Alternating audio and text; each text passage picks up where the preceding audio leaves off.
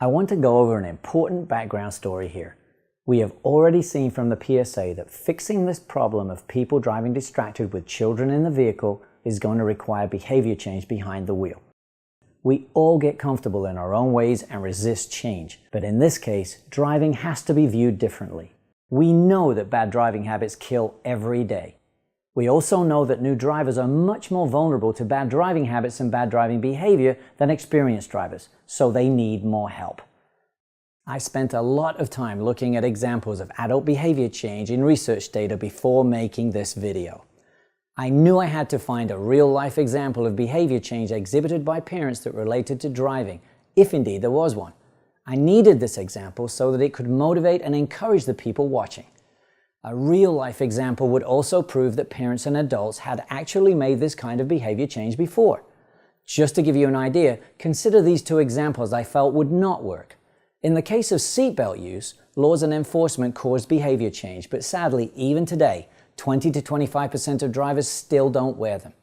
In the case of drinking and driving, again, laws, harsh penalties, and enforcement caused the behavior changes which have reduced drinking and driving.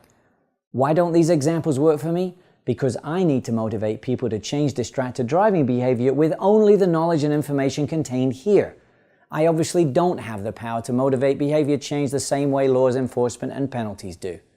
It took a while, but after looking through mountains of research data and speaking with the National Highway Traffic Safety Administration, I finally found what I needed, and here it is. In 1995, the NHTSA had issued a recommendation that child safety seats should not be in the front seat of vehicles that had airbags. This was due to the possibility that an airbag deployment from a collision might cause death or serious injury if the airbag hit the child or that child's safety seat. The most relevant part to us is this. The NHTSA told me their 1995 recommendation caused an unprecedented change in parent behavior. In just a few months, we went from under 20% to almost 80% of child car seats now being installed in the rear seats of vehicles. So, we had no laws, just a recommendation. Information alone caused millions of parents to make real change to protect their children. This information was exactly what I needed.